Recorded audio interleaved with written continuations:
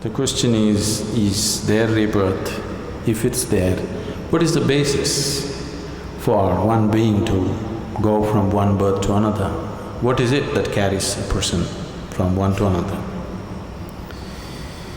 Now if you need to understand this, you must have some understanding of the mechanics of who you are.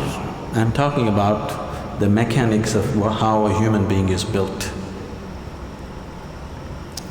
See, when you say I'm a human being, the outermost periphery is the physical body.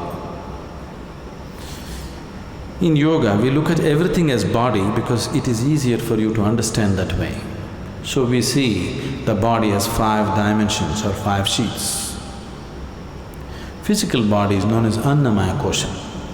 Annamaya Kosha means… Anna means the food. This is food body. Next one is called Manomaya Kosha. That means it's the mental body. The third one is called Pranamaya Kosha, which means the energy body. Physical body, mental body, energy body. All these 3 dimensions are physical. They are physical existence. Physical body is very gross, mental body is subtler, energy body is even subtler, but all these 3 are physical. It's just like the light bulb is physical, you can see that. The electricity behind also is physical, isn't it? The wire that connects is also physical, the electrons that flow through the wire also are physical existence. So similarly, physical body, mental body, pranic body, all are physical dimensions of life. This physical dimension of life, both in all these 3 dimensions, carries the imprints of karma. On the body it is imprinted, on the mind it's imprinted, and on the energy it's imprinted. This karmic imprints or the karmic structure is what holds it together. Karma is the cement which holds you to the physical body. Karma is the bondage, at the same time it's only because of karmic stuff you can hold on to the body and be here. This is where spirituality seems to be difficult because if you try to take it away, it doesn't work. If you try to add, it doesn't work. You need to be just there. If you're just there, it's a moment. Now, the next 2 dimensions are called Vijnanamaya Kosha and Anandamaya Kosha. Vijnanamaya Kosha is non-physical but related to the physical. It is like a transient state. Anandamaya Kosha is completely non-physical. So, Vijnanamaya Kosha and Anandamaya Kosha means it's the bliss body. There is a bliss body inside which is 100% non-physical. It has no form of its own. Only if the energy body, the mental body and the physical body are in shape, it can hold the bliss body in shape. If these things are taken away, the bliss body will just become a part of the cosmos. So whatever you are referring to as Atman or the soul is a fiction actually.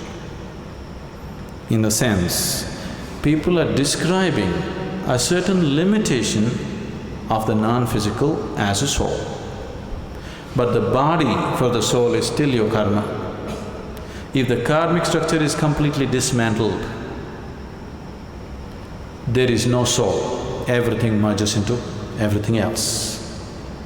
What is referred to as Mahasamadhi or Mahaparinirvana is just this, that you slowly understand where the keys are and dismantle the karmic structure so that you become truly no more.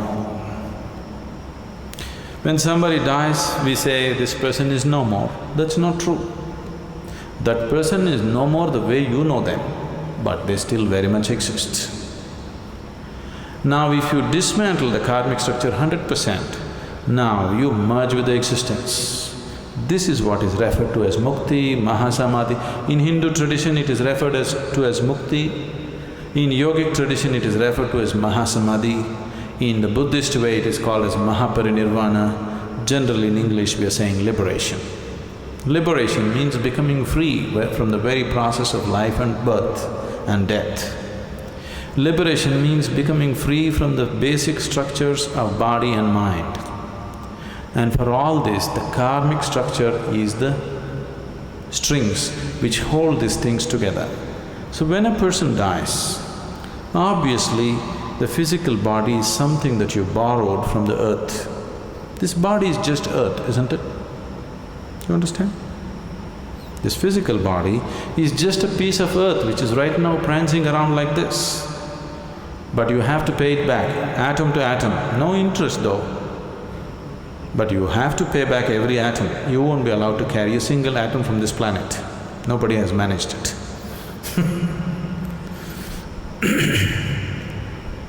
Physical body will fall apart.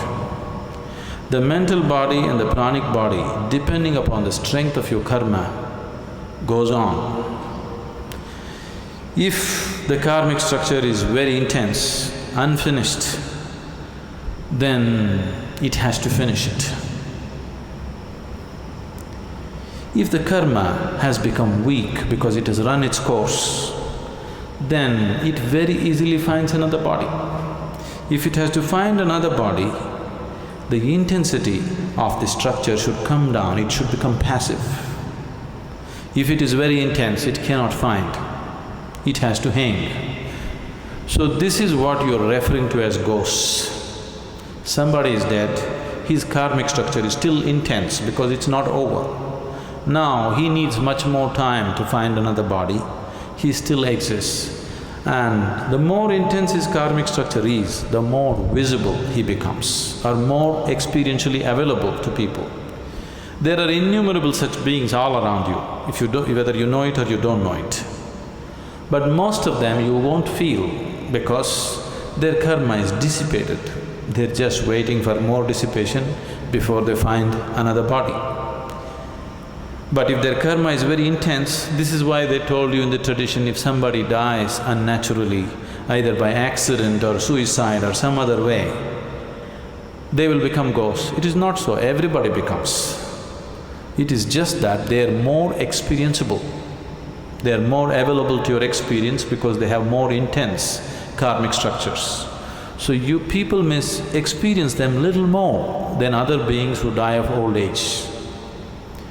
If one completely completes his allotted karma for that life, he will die just like that, without disease, without accident, without any injury. When one dies simply like that, that person may find another body within hours.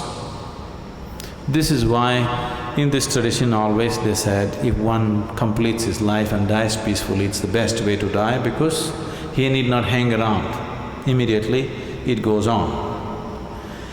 Now when you walk the spiritual path, the ultimate goal for every spiritual seeker is, he wants to break this whole process.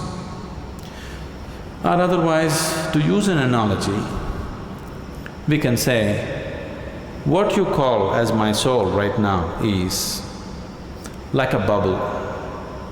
The outer periphery of the bubble is your karmic structure. Inside, there is air. Suppose you blow the bubble, you burst the bubble. Where is the air? Where is your air? There is no such thing as your air, it's become part of everything. So what you call as soul is fictitious because there is no such thing as your soul and my soul and somebody else's soul. Right now, this unboundedness is contained in the limited karmic structure. So it makes you believe as if this is a separate entity. If you take away the keys which hold the karmic structure, then it just collapses. So, this afterlife, next birth, don't believe all this nonsense. But right now if you sit here and just close your eyes, you can clearly see more than this body you are, isn't it?